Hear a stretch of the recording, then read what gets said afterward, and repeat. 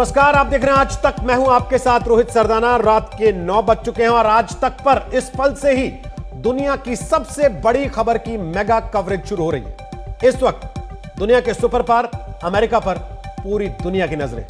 वहां के नए निर्वाचित राष्ट्रपति जो बाइडेन का शपथ ग्रहण अब से थोड़ी ही देर में शुरू होने वाला है और आप ये जानते हैं कि वहां से आने वाली हर खबर, हर अपडेट, सारी जानकारियां और सबसे सरल विश्लेषण, सब कुछ आपको सबसे तेज गति से सिर्फ आज तक पर मिलेगा। इसीलिए देश की आदत है आज तक। अमेरिका में जो कुछ होता है उसका असर पूरी दुनिया पर पड़ता है। आज अमेरिका में ट्रंप के ग्रहण का दिन है, अस्त होने का दिन।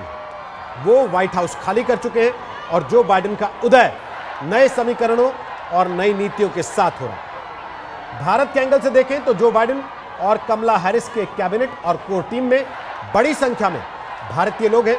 इस मेड इन इंडिया टीम से भारत को क्या हासिल हो सकता है, भारत के लिए बाइडेन की पॉलिसी क्या होगी और वो अपनी चुनौतियों से निपटते हुए कैसे पूरी दुनिया की कूटनीति पर अपना असर छोड़ेंगे, ये हमें देखना होगा।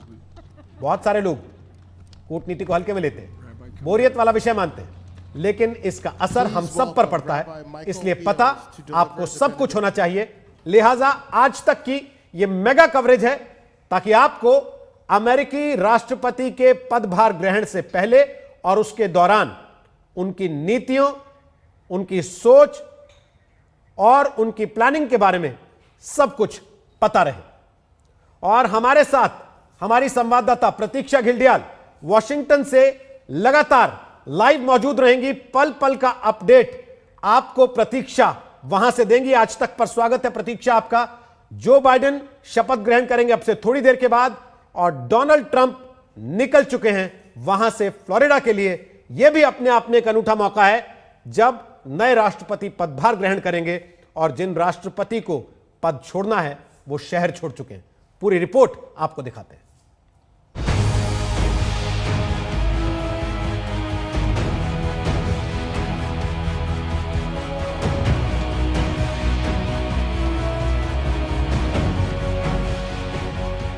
James Joyce was said to have told a friend that when it comes his time to pass, when he dies, he said, Dublin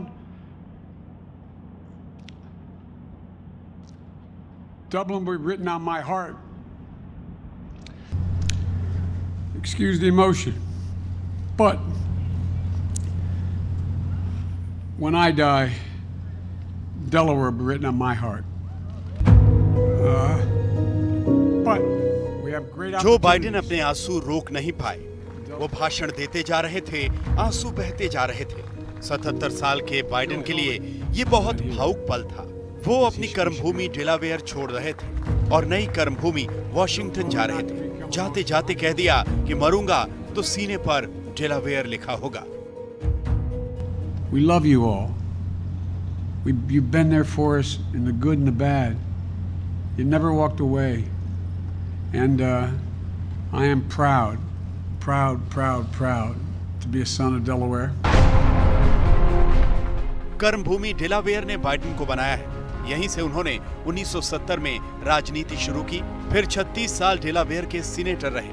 50 साल के राजनीतिक करियर में अब जाकर ये बड़ा मौका आया है कि दुनिया की सबसे शक्तिशाली कुर्सी उनके पास है।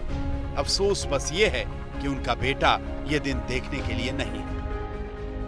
And I am even more proud to be standing here doing this from the Major Beau Biden facility.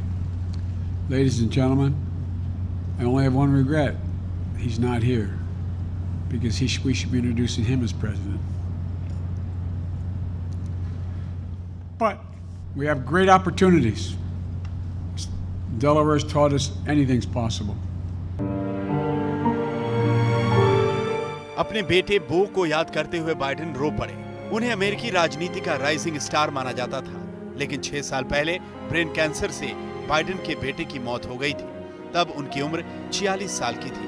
Biden इससे टूट गए थे। बाइडेन की जिंदगी ऐसी पर्सनल ट्रेजेडी से भरी पड़ी है।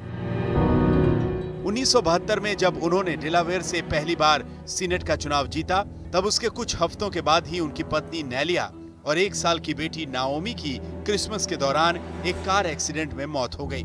इसी में उनके एक बेटे बो का पैर टूट गया, दूसरे बेटे हंटर का सिर फूट गया। अस्पताल में भर्ती बेटों को देखने के लिए बाइडेन वॉशिंगटन से डेलावेयर रोज 3 घंटे ट्रेन में सफर करते थे। ऐसी पर्सनल ट्रेजेडी, जिंदगी के ऐसे दर्द ने बाइडेन को अमेरिकियों के करीब कर दिया। बड़ी सियासी हस्ती होने के बाद भी मध्यम वर्गीय परिवार की तरह ही बर्ताव। बाइडेन की ये बात आम अमेरिकियों को बहुत पसंद आती थी और वो खुद को बाइडेन से जुड़ा महसूस करते थे। यही वजह है कि 30 साल की उम्र में बाइडेन पहली बार सीनेटर बन गए। लगातार 6 बार वो डेलावेयर से सीनेटर चुने गए। 1973 से लेकर 2009 तक 36 साल के लंबे वक्त तक वो सीनेटर रहे। फिर 2009 से 2017 तक 8 साल अमेरिका के उपराष्ट्रपति रहे।